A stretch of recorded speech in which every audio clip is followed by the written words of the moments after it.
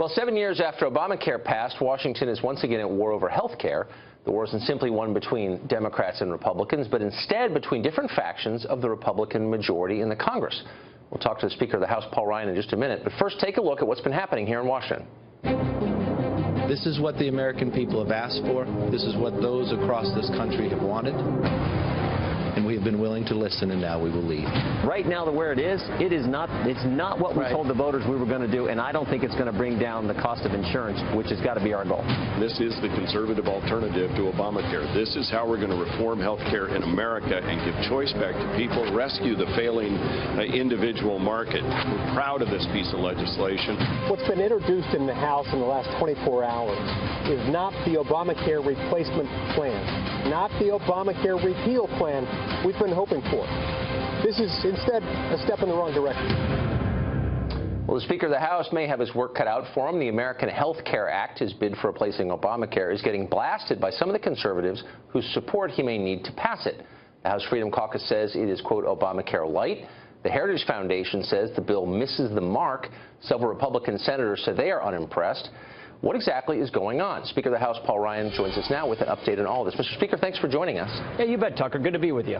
So it's been 7 years to the month since Obamacare passed. And I guess the obvious question is, why in all that time couldn't Republicans formulate a plan most of them agreed on before going public with it? It looks instead like chaos. Why is that?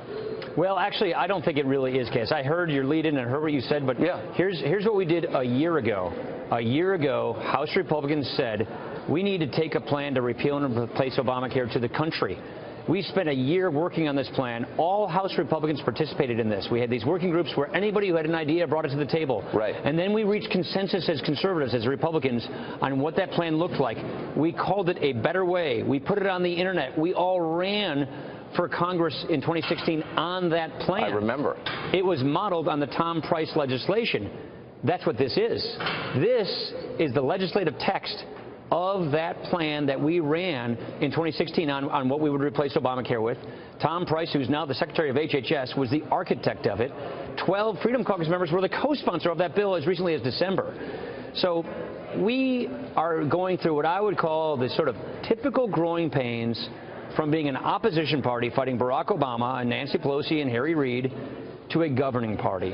And now we're translating that legislation, that plan, into a bill. Look, I'm really excited. Here's why I'm excited. Wait, may I just ask you just really quick? Yeah, go ahead. So you rolled it out yesterday. You said you've been working on this for a year with some, with precise terms and everything. When you rolled it out, you must have known that lots of members of the Freedom Caucus and the Heritage Foundation and a bunch of Republican senators were going to start barking about it. Why not wait until everyone's on board with the version before rolling it out? Well, like I said, all these folks helped pass this. We campaigned on this last year. Right. We did talk with all of these people. What I think is happening is people are getting a little confused about what you can and cannot put in what we call a reconciliation bill. Right. So I'm getting a little technical here. No, I understand. But there's 3 phases here, and that's what a lot of outside groups and folks just don't understand, the fact that if we put everything in the bill we possibly want, we would have a filibuster. We wouldn't be able to pass it in the Senate. So this bill, which is the first phase of a 3-phase plan, is what we can pass without a filibuster in a budget bill. There are things like interstate shopping on health care, association of health plans to let people bulk buy their health insurance nationwide through buying pools, medical liability reform, all those things we very much believe in, which is part of our Better Way agenda. You cannot put in a budget bill because then they can filibuster that entire bill. I understand, and tort reform and lots of other things. And I don't want to keep pressing you on this because you know as well as I. But these are members of Congress, so they know that. They know what a reconciliation bill is. Well, we're finding that some don't. So what we're having here is we're passing this first installment, which is to gut Obamacare, repeal the mandates, repeal the taxes, repeal the spending. Then we replace it with conservative Republican tax policy that has been long-standing conservative reform. Health savings accounts, tax credits go buy what you want to buy in state-regulated marketplaces, not federal, and risk pools. This is something that conservatives through the Heritage Foundation, through AEI, have been pushing for years. And then the other pieces that we really believe in, Tom Price in Phase 2 deregulates the marketplace. There are 1,442 provisions in Obamacare that says the Secretary has discretion. Tom Price is going to use that discretion to unwind Obamacare. And then Phase 3 pass those other bills we very much believe in, like shopping across state lines, like medical liability reform. Right. Those things will pass here in the House because it only takes a majority. We're going to send it to the Senate. We're going to put pressure on the Senate to pass it, but they can't filibuster that. Okay, so here's the problem right here, Tucker. Okay. It took me like 7 sentences to explain all of that, and it's that confusion that I think is surrounding this issue. But the point here is we are keeping our promises. We're excited about this. We're taking one entitlement, we're defederalizing it, and we're capping it. The other entitlement, we're repealing it and replacing it with Republican conservative tax policy. This is nothing but a win for conservatives. Well, okay, so let's get to the tax policy. So as I understand it, and I'm just reading this, so I may have it wrong, but there's an investment tax in here, the net investment income tax. And as far as I know, it only kicks in on couples making over $250,000 a year. So it's a tax on wealthy investors, and you're eliminating it. In a healthcare 3.8% tax. Yeah, that's exactly right. So I guess my question is, looking at the last election, was the message of that election really, we need to help investors? I mean, the Dow is over 20,000. Are they really the group that needs the help? This was a tax on capital income, which is bad for economic growth. It's basically a capital gains tax increase, effectively, to finance Obamacare. We're undoing Obamacare, so we're not going to keep Obamacare taxes in place. So all of these taxes, $1 trillion tax cut that this bill represents, that is part of that $1 trillion tax increase that was in Obamacare to finance Obamacare. No, I know, but we're repealing. No, but we promised we would repeal the Obamacare taxes.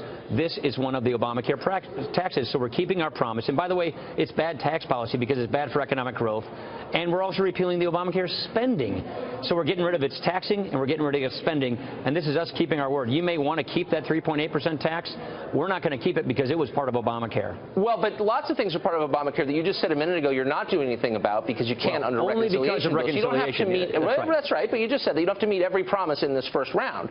That's right. Yet, I guess it's a macro fiscal question. Policy we can be, but tax and spending policy we can, so that's what we're doing. But also, I mean, you have the overview here is that all the wealth basically in the last 10 years is stuck to the top end. That's one of the reasons we've had all this political turmoil, as you know. And so kind of a hard sell to say, yeah, we're going to repeal Obamacare, but we're going to send more money to the people who've already gotten the richest over the last 10 years. I mean, that's what this does, no? I'm not a leftist. It's just that's true. I'm not that concerned about it because we said we were going to repeal all the Obamacare taxes. This is one of the Obamacare taxes. The other point I'd say is this dramatically helps us toward tax reform. I know it gets a little wonky, but by getting rid of the Obamacare taxes, the next bill coming up this spring and summer is tax reform. And that means the new tax code that we're proposing, we put this in our Better Way plan too. It's a part of our blueprint. Go online and read that as well.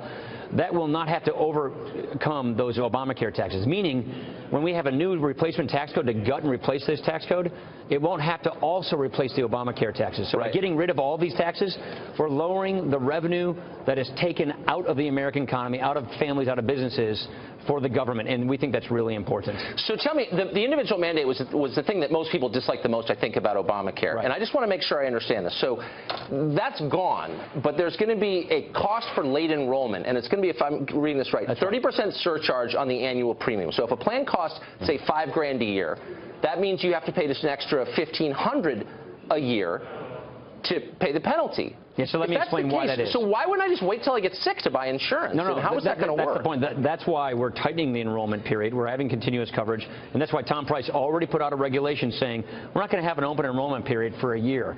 One of the reasons why Obamacare is collapsing and it's crashing and its prices are so high is because they had an open enrollment plan time for a year, which is exactly what you're saying is what is happening now. What we're trying to do is prevent that from happening so we can drop the price of health insurance. You can't just say to somebody, wait until you get sick, then buy the health care. If you do that, then the health care gets really expensive. That's what's happening now. This tightens that up so that we can drop the cost of health care. But gives people gives it, look, if you want to go from this plan to the next plan, by the way, in the employer market, they already have these rights. So what we're basically trying to do here, Tucker, is equalize the treatment and the fairness between people who get health care from jobs and people who don't. People who get health care from their work, they can move from plan to plan without any penalty. We want to just give people in the individual market, guys working $10, $15 an hour jobs that don't get health care at it, we want them to be able to be successful. We want them to be able to have the same kind of tax treatment everybody else gets so that they can get affordable care. This does that. So what are you going to do about emergency Medicaid, which is a huge cost for the states, billions a year are spent. It's 100% goes to illegal aliens, as you know. Journal of the American Medical Association, 99% of this money goes to illegals, mostly to bear children at public expense in U.S. hospitals. And again, it's a big problem. Why isn't that defunded in this? Well, again, we're looking at bird rule reconciliation issues. What we're trying to do is make sure that you match couldn't up the Social defund it Security under number. reconciliation? Yeah, we've got a little issue with that, and we're working on that with the Senate. So, again, we've got these goofy Senate rules we got to work with. We can't do every single thing we want to. We would do all of these things if we could without getting a filibuster, but we don't want to jeopardize this bill and make it subject to a filibuster, which means we can't do anything. So that's why we're trying to do this, so that we conform to the Senate rules. But here's one more point I'd say.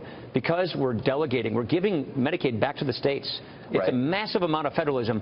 Then the border state governors can do that. The border state governors decide what happens with their Medicaid populations. We cap it, we stop the expansion, we grow it at a slower rate over time, which saves trillions in the out years, which is a massive amount of debt reduction. And that is what we're doing here, which is a huge, huge conservative step forward for entitlement reform as well.